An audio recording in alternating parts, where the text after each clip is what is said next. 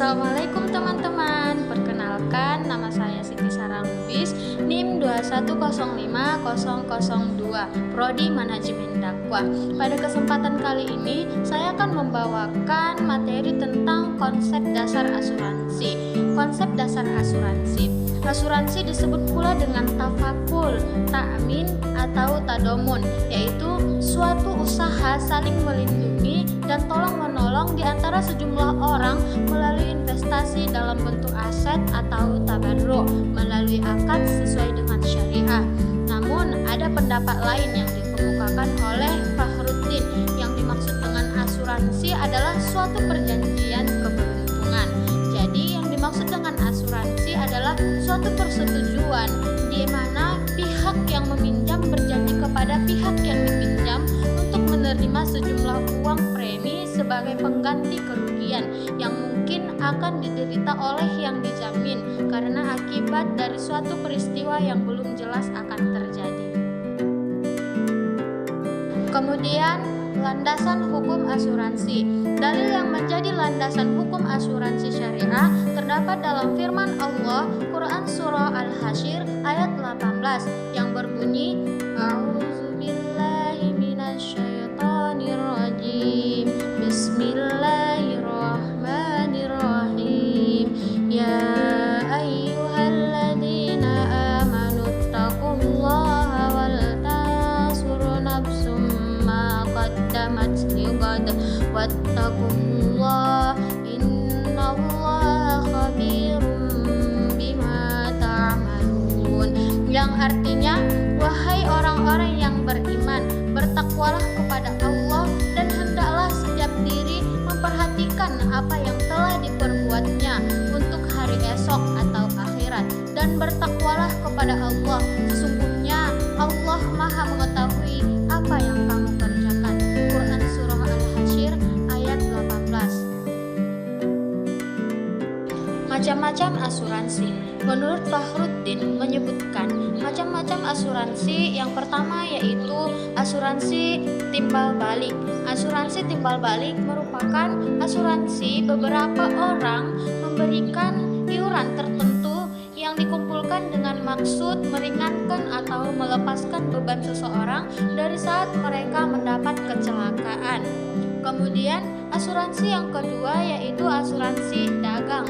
Asuransi dagang adalah beberapa manusia yang senasib bermufakat dalam mengadakan pertanggungjawaban bersama untuk memikul kerugian yang menimpa salah seorang anggota mereka. Kemudian asuransi yang ketiga yaitu asuransi pemerintah. Asuransi pemerintah adalah menjamin pembayaran harga kerugian kepada siapa saja yang menderita di waktu terjadinya suatu kejadian yang merugikan tanpa mempertimbangkan keuntungannya. Bahkan pemerintah menanggung kekurangan yang ada karena uang yang dipungut sebagai iuran dan asuransi lebih kecil daripada harga pembayaran kerugian yang harus diberikan kepada penderita di waktu dia itu terjadi. Kemudian asuransi yang keempat yaitu asuransi jiwa. Asuransi jiwa adalah asuransi atas jiwa orang-orang yang mempertanggungjawabkan atas jiwa orang lain. Asuransi yang kelima yaitu asuransi atas bahaya yang menimpa badan, yaitu asuransi dengan keadaan-keadaan tertentu pada asuransi jiwa atau kerusakan diri seseorang seperti asuransi mata, asuransi telinga, asuransi tangan, dan asuransi atas penyakit tertentu. Kemudian yang keenam yaitu asuransi terhadap bahaya pertanggungjawaban sipil. Asuransi tersebut merupakan yaitu asuransi terhadap bahaya-bahaya pertanggungjawaban sipil adalah asuransi yang diadakan terhadap benda-benda seperti rumah, perusahaan, mobil, kapal udara, kapal laut, motor, dan lain sebagainya. Asuransi dalam sistem Islam. Asuransi dipandang sejalan dengan nilai-nilai Islam. Yang pertama adalah semua asuransi yang menyangkut bahaya pada jiwa manusia, baik mengenai anggota badan maupun kesehatan, harus ditangani secara eksklusif di bawah pengawasan negara. Yang kedua adalah hendaklah sebagian besar bentuk asuransi yang berkaitan dengan jiwa, perdagangan laut, kebakaran, dan kecelakaan dimasukkan dalam sektor negara. Beberapa di antaranya yang berurusan dengan kecelakaan tertentu, hak dan kepentingan kontrak yang biasa diserahkan kepada sektor swasta. Dan yang terakhir yaitu dampak sosial dan ekonomi terhadap asuransi.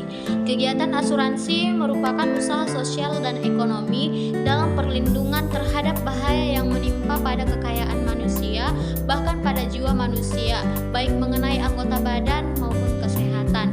Di samping kemanfaatan sosial, asuransi juga menghimpun dana dari para peserta asuransi, dan dana tersebut dapat dikembangkan melalui usaha lain untuk mengembangkan modal yang telah